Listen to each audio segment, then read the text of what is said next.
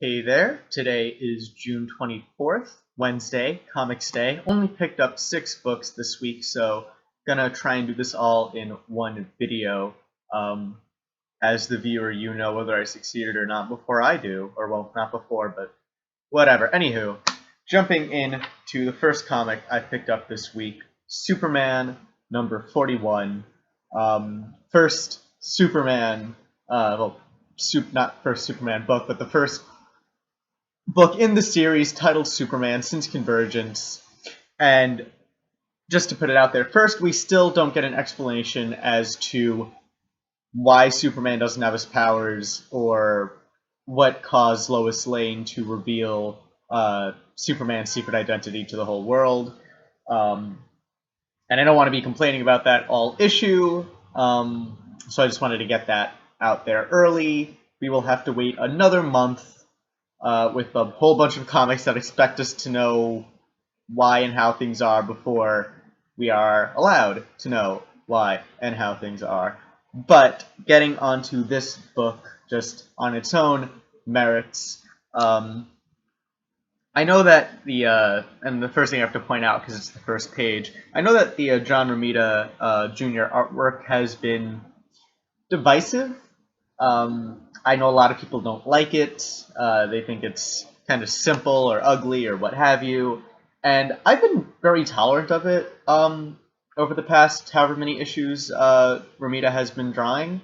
But the first panel of this book just pushed me over the edge, and I'm like, what the hell? Why is this guy drawing comic books?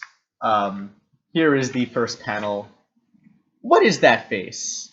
Like, what is this setup here? What am I supposed to get?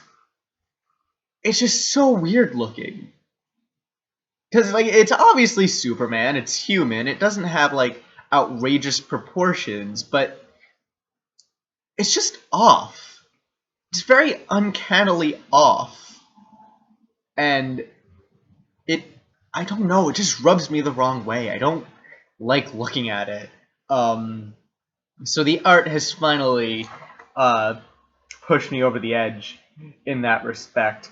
However, I really do like the coloring in this book.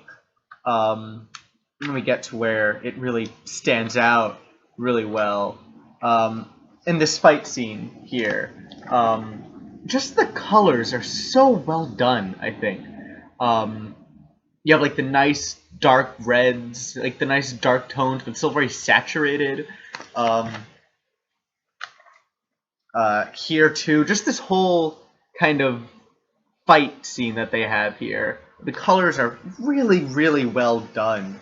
I just, yeah, wanted to point that out, where even though the drawings themselves are, I mean, honestly, it's not well done art, but I do like the coloring. The coloring does bump it up a notch. So I don't know. Maybe I'm just the type who wants to find something to like. As to the actual story, in this book, we have a new writer on Superman, whose name is Jean Lun Yang. I hope I'm pronouncing that correctly. First I've ever read of theirs. And I mean, I don't know if they've ever written Superman before or what work they've done before this one. But as for like treating this as if it were an issue 1, because it's basically a new volume,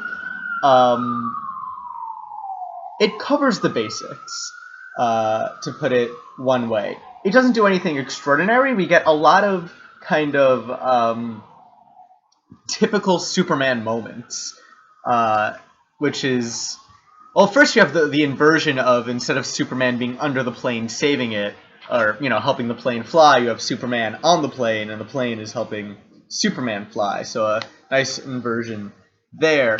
But then you have, I mean, a lot of this comic is kind of a flashback to before he lost his powers.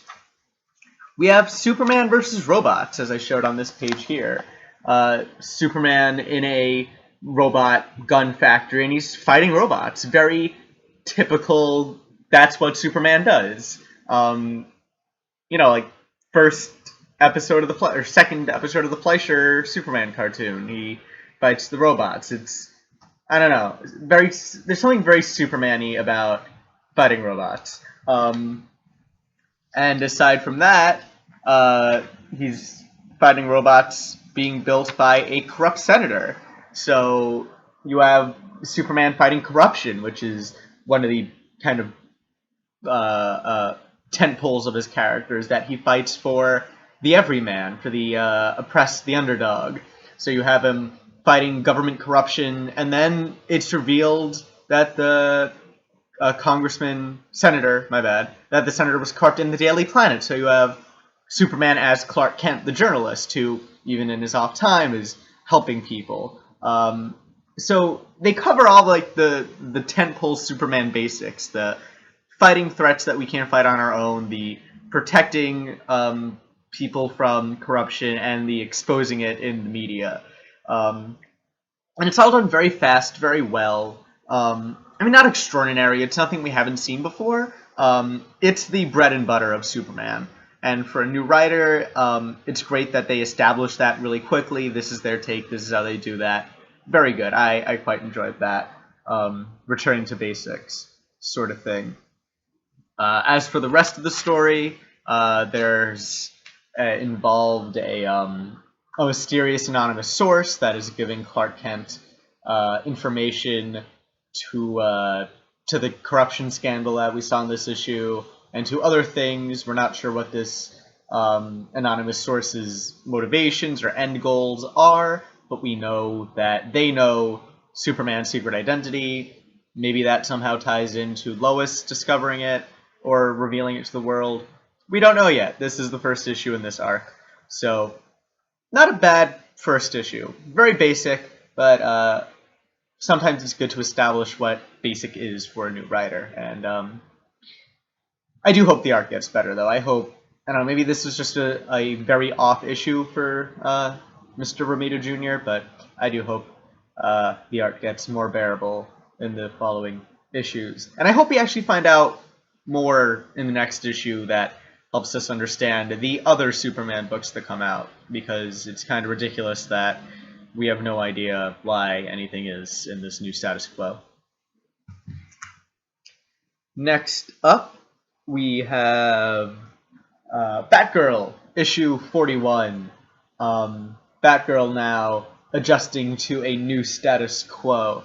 As you can tell on the cover, meeting the new Batman, who is her father, James Gordon, as she discovers in this book. This book actually covers a lot of ground really quickly, and really well. It doesn't feel rushed in any way, which is very fun. So, yeah, Batgirl is just a very enjoyable book. We start off, again, first Batgirl since Convergence, and we start off trying to regain some of the steam it lost, being interrupted by this 2-month-long event. Was it 2 months? It feels longer. Jeez. Convergence feels like at the same time, it feels like forever ago, but it also feels like it lasted forever. It's not a good feeling. Anyway, we start off mid kind of thing happening here with Barbara investigating a haunted house. Not really a haunted house, but it's a house being used by a cult trying to revive the personality, the AI that was the main threat in the previous Batgirl arc. So she's fighting these crazy cultists when she is interrupted by the new Batman, who bursts in like the Kool-Aid Man through this house and just kind of swiftly knocks all the cult members off. And it's just a very humorous entrance, and just gorgeous book too. As opposed to Superman, I really like the art in this book. Every page is just candy. Such fun. Anyway, back to the story. Batman interrupts, swiftly takes out a lot of the guards. I like this over here, this little gag. one of the cultists tries to break a stool over the head, not realizing, oh, that's probably armor. That probably won't do anything, and just kind of pisses new Batman off. Batgirl escapes in the commotion, and we cut to Barbara Gordon and Frankie. Frankie has kind of assumed the role of Barbara's Alfred, in that she knows Barbara's identity as Batgirl. She's helping her out in the field. Or in the previous scene, I guess they are conversing.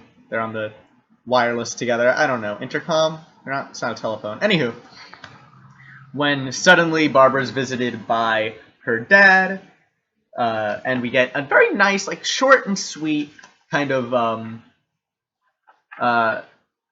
father-daughter, like, bonding time. So we have Gordon taking Barbara out, getting her ice cream, and Barbara knows, okay, 3 scoops of ice cream, that means, something deep is going to happen. And they reminisce a little, and Gordon admits, James Gordon admits to Barbara Gordon that he's the new Batman.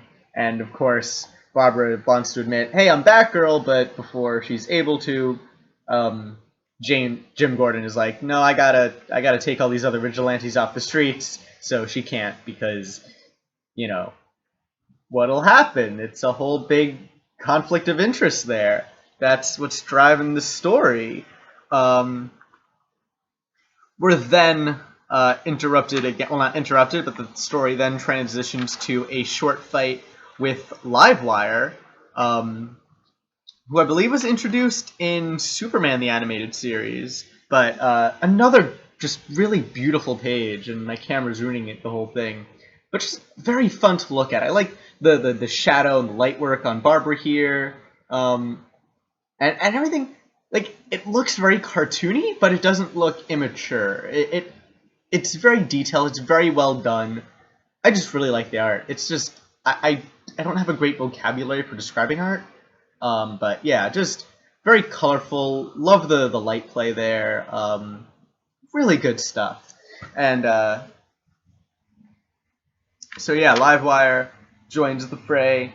Before that page I just showed you, we have I like it. It's cool. We have a suit-up scene. There's admittedly gratuitous panty shot, but, it's nice to... I like suit-up. That's one of the tropes. I like tropes. I am cliche garbage, but I like watching heroes suit up. It's cool. It's the whole, slap the gloves on, put the armor on, put the mask down. It's cool stuff. And, yeah. So we had a short fight with Livewire before the comic ends, once again, with Batman dropping in from out of nowhere, and we are left on a cliffhanger, Batman versus Batgirl, father versus daughter, unknowingly. What's gonna happen? We don't know. That's how stories work, is that you're not supposed to know everything in the beginning. Anywho, yeah, just very fun book overall. Very, great art. Fits a lot in. We get the, opens on an action scene, father-daughter bonding, get that emotional conflict going on, and then another fight scene, and boom, done. That's pretty much it. Works really well, very well paced, setting up, this is the story, this is what's going to happen. Great. I like it. Very fun, and again, just gorgeous art. Dialogue's very well done, very realistic, so yeah, can't complain at all about Batgirl 41. Moving on to Grayson number 9, another book I really liked, and in this one, Grayson goes full James Bond. This is we've had Grayson be a spy for 8 issues now, well, not 8 issues plus an annual. It's time we finally do what everyone kind of expected from the get-go. Dick Grayson is James Bond. So after a really kind of depressing scene, first page, where we discover that Dick doesn't know that Bruce is dead yet. He's trying to call Bruce, and Bruce isn't picking up, and it's the sort of, in the same vein as the, to use another DC animated reference, in the same vein as, like them cutting to the frayed rope when the Graysons die.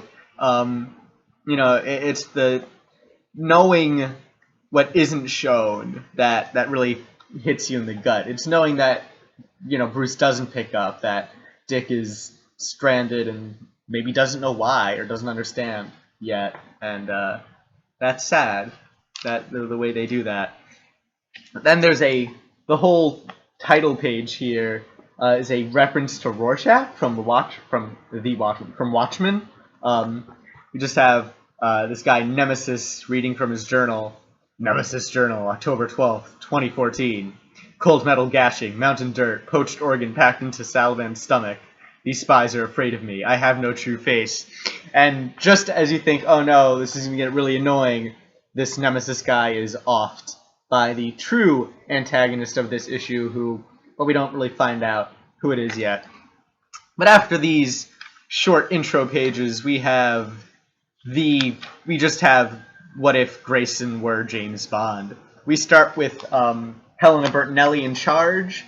She is the new head of Spiral. She takes the name Matron, or M, because she's Judi Dench now. She's the female head of a spy organization. So we already have the new M in place, and then we have Dick Grayson and his partner sneaking into a museum exhibit where he swiftly changes into a suit, with the tuxedo, with the bow tie and everything, have him suit up, very James Bond. They play the whole "Am I straight?" angle because he's talking about fiddling with the bow tie, and so having fun with Dick being I don't know, it's weird, they treat Dick like most comics treat their female characters, but they're very playful about it. It's very cool seeing that whole gender thing flipped because Dick Grayson, everyone loves him. He's the sexiest man in comics, so of course we're gonna play around with that. And just the main plot is there's this spy killing other spies. Very James Bond. I think that's got to be at least 4 James Bond movies, right? Where you just have a rogue spy killing other spies. And that's GoldenEye. That's Skyfall. That's at least 2 other James Bond movies as a rogue spy. We have the scene where he woos the pretty lady in order to get something from her. So yeah, it just goes through a lot of the James Bond story beats. But it's Dick Grayson, so he's not a womanizing, misogynist psychopath. It's someone very likable. Just Dick Grayson. He can dance with someone, steal a jewel from them, kiss them, and it's still, you want to root for this guy just because he's so gosh darn charming. There's nothing to not like about Dick Grayson, and the book squeezes that for all it's worth. So yeah, Grayson, in case you didn't pick it up, incredibly enjoyable. I'd say it's a good issue to start on. They play around a little with that the killer guy, the rogue spy, is killing spies that are kind of following the trail of all the Grayson missions from the previous issues.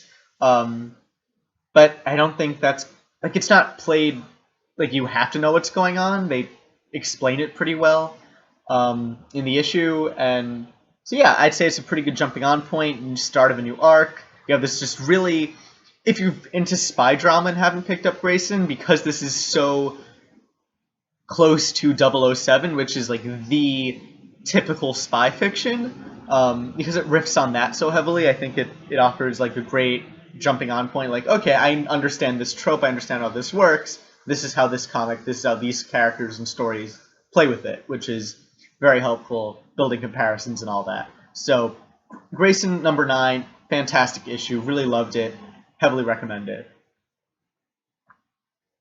Next up, we have new comic, We Are Robin, issue number 1. And like a lot of issue number 1s, this is going to, I can't tell exactly if I can recommend it or not, just on this first issue alone. We follow, really good opening page, I will say that. The opening page is really well done. You're introduced to this character who is drawn, he's drawn with the Robin domino mask. He has the red. So they go from We Are Robin. Great cover, by the way. This cover was revealed probably 4 months ago, but really good cover. Really enjoyable. Just really pretty cover. I like it. And you flip the page, We Are Robin, and you already have this guy who is a character we've been introduced to before, but not immediately recognizable as Robin, with the domino mask effect, with the red hoodie, immediately setting up, okay, this is what this book is going to be. This is where this character is going. I want to say it's foreshadowing, but at the same time, it's almost too on the nose. It's almost like too obvious, but just very well done effect here on the first page with the opening narration, and he's narrating this fight throughout. This character is Duke Thomas. He is the boy that Batman rescued during Endgame. His parents were used as bait. Joker set them up to be a recreation of, not recreation, a recreation of the Wayne murders, where Duke Thomas was Bruce. So Batman swooped in, saved Duke, and his parents had gone missing after the events of Endgame. And so we catch up with Duke here, who is orphaned, and kind of like this whole first opening fight scene just made me think of the Fresh Prince of Bel-Air. He's how does that song go? I am losing all of my 90s kid cred here. But it's not West Philadelphia, but Gotham City, born and raised. On the playground is where he spends the opening to this comic, and he gets in one little fight, and his social services advisor gets scared and says, "You're moving in with a new foster family." Not quite the Fresh Prince of Bel-Air, but his social services advisor person, the person looking out for him while his parents are missing, is Dr. Leslie Tompkins, who is a classic Batman character, ally to Batman. I don't know if she's been in the New 52 yet, actually. So I want to say introducing her to the New 52, or maybe reintroducing her to the New 52.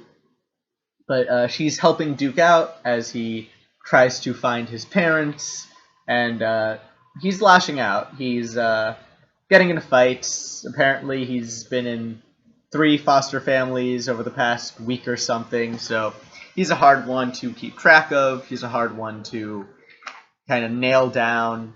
And as he is getting into all these fights, he's being followed by these mysterious group of kids who are communicating by cell phone and saying how they need him. They need to follow him there for some mysterious reason, because he has seen Batman, and that's very important. So Duke gets transferred to a new foster family. He immediately sneaks out of the new apartment and crawls into the sewers in order to search for his parent. He runs into this crazy hobo cult, and then ends up being rescued by the mysterious teenagers we saw before, who declare themselves to be Robin. Thus the title of the book, We Are Robin. Then the epilogue here involves some mysterious figure who is watching all the Robins and presumably supplying them with their outfits. We don't know who yet. I have some guesses, but they're probably wrong. Anywho, yeah, it's definitely an intriguing first issue. We have a good, I want to say he's a good Duke. Duke is a good main character. He has clear motivations. They characterize him well as this person who he was raised to be good. He was raised in a wealthy family, but he's now struggling to kind of maintain that since this tragedy. He notices how his vocabulary has been slipping. He's saying things like ain't instead of isn't. He's definitely a lot more reckless and violent than he used to be. He's tired of people saving him, though, so he's someone who's trying to find who he is, really set that for himself, while also finding his home again. So, just yeah, I'd keep an eye out on this book. It could go either way at this point, but we have some pretty good art, good characters, and diversity, and that's important. We have an Asian Robin. The main character is black, so if you're looking for more diversity in your comic books, then I'd say give this one a go, because it seems like a diverse ensemble cast just from this closing page here. And but yeah, can't really go heads or tails on this one yet, but I'm definitely gonna buy the next issue, see which direction it goes. Last two comics this week. No more DC stuff, so if you're just in this watching for DC, you can stop now. But if you care about things that aren't DC, I bring you Howard the Duck, issue 4, Chip Zdarsky writing, of course, and this book is just as hilarious as the previous few issues have been. We start off half an hour after the events of the last issue, which ended with what's his name? That ended with Talos the Untamed stealing back his jewel that he paid Howard to find. So Howard got it back in a way. But he turns out to be evil and just kind of, gets away. We then immediately flash back to half an hour before this comic begins, which is when the last comic ended, and we see what happens immediately after the covers close on issue 3, which is that Howard tries to beat up this Talos guy and is incredibly ineffective about the whole thing. Realizing that Talos wants to destroy the world, Howard decides it's probably best if he gets that gem back. So, he was paid to find the gem for Talos, and Talos, he's taking it back. In order to help him find the gem, he tries to get help from Doctor Strange, who is playing a poker game in the Nether Realms. I don't know. I don't really know Doctor Strange that well. I don't know what this place is called. But, yeah, so this is, as you can probably tell from the cover, Howard the Duck meets Doctor Strange, and they try and get the gem back.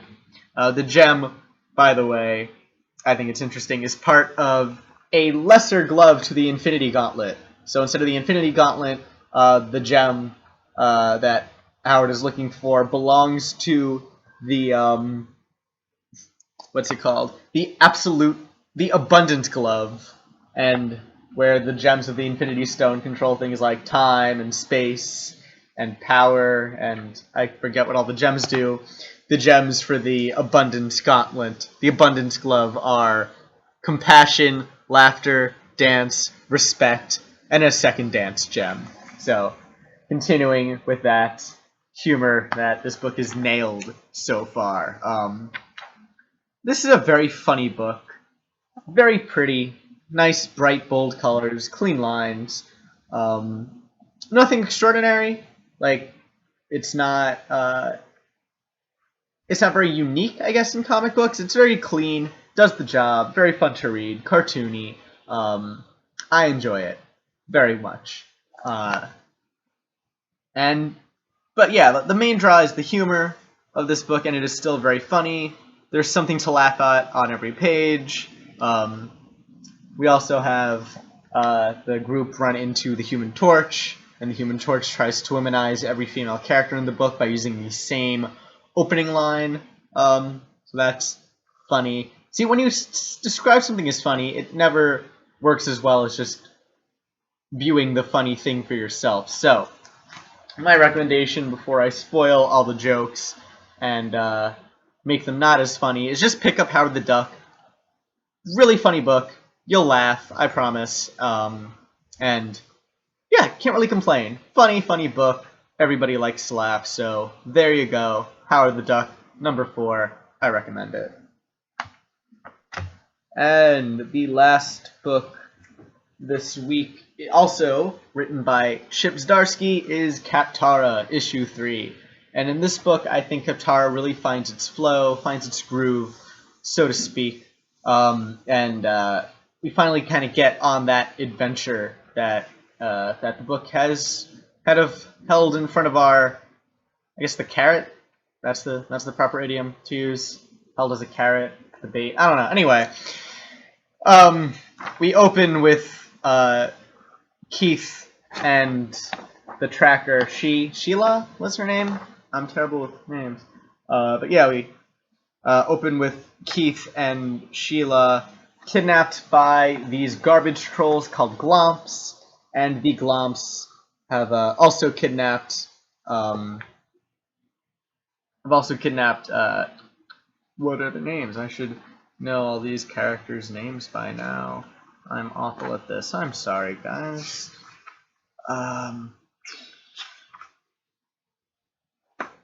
Mandron? Pretty sure it's Mandron. I'm just gonna say his name is Mandron. Melvin. No, Melvin's the wizard. This guy. This is Melvin. He's important in this story. But yeah, so basically these garbage trolls have kidnapped everybody, and aside from just being garbage trolls, the kind of mythical being troll lives under bridge. These are just kind of Redditors. These are actual internet trolls who have formed their own troll society where no women are allowed, and they curse in every sentence. Keith describes it that even though breathing the air on this planet translates everything automatically, these curses are so vile that he cannot understand them. They refuse to be translated. They are that indecent. So yeah, in order to rescue themselves from these trolls, these worst people basically on the planet, nobody likes them. They're MRAs, they're like misogynistic, racist, basically Reddit. They're Redditors, and they're awful, and if you spent any time on the internet at all, you've probably run into these people, and you probably hate them. So it's really good to see them kind of in this book, and nobody likes them in this comic book either, which is great. But in order to rescue their friends, Keith and Mandarin are, what's his name? Is it Mandarin? I'm going to feel dumb if it's not Mandarin. What is it? Yeah, I don't. Why don't characters talk with and say every other character's name all the time anymore? It's like, I'm not going to remember names. That's so rude. It honestly is. They should just say their name. Everyone, Manton. It's Manton. Manton is the name. I just read it. It's Manton. I was close with Mandron. I know it was Man something. Gotta cut me some slack. Anyway, in order to rescue their friends from the internet trolls, Manton and Keith have to kill this wizard who's on the cover, Melvin. Yeah, these names, man. Manton, Melvin. Keith is the only one that really sticks out. That's why I can remember Keith and none of the others. Kill the evil wizard, and the wizard turns out to just be a grumpy old person.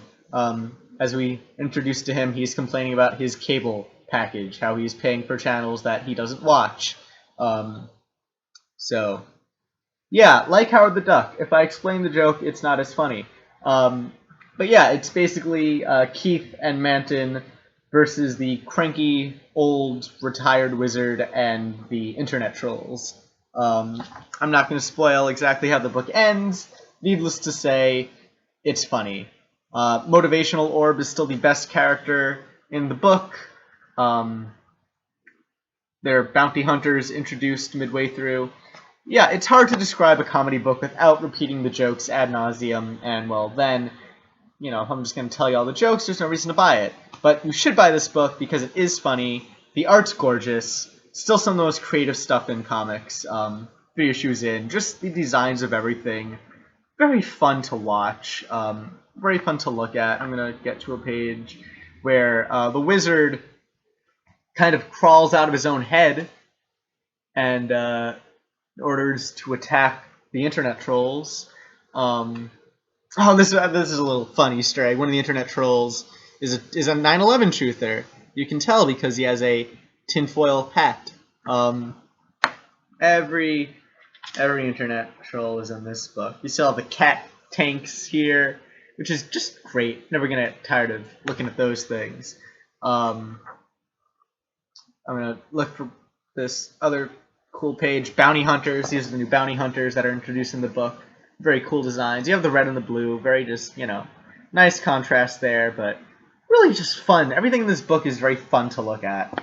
And it's playing on this weird sort of sci-fi fairy tale thing going on.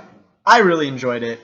Book's really hitting its upswing, really picking up kind of, like I said, it's finally gotten into the groove that it's supposed to be at. It's not relying so much on pop culture references for humor anymore. I guess, are internet trolls a pop culture reference? I don't think they are. But yeah, it's finally getting into its own kind of very well-defined sense of humor and whimsy and science fiction. Just very fun stuff. Motivational orb is great. Picking it up, honestly, pick this book up for motivational orb alone, because it's great. Here's the page. I flipped to it on the first try. That's great. Where in the middle of a fight, motivational orb just breaks up the fight with it's not the years in your life that matter, it's the life in your years. Just this platitude that ends up stopping the entire fight. So, yeah, Kaptara, same writer as Howard the Duck, so if you like that sort of humor, you'll probably like the humor in this. Just as good, but more original, probably because this is a completely original story.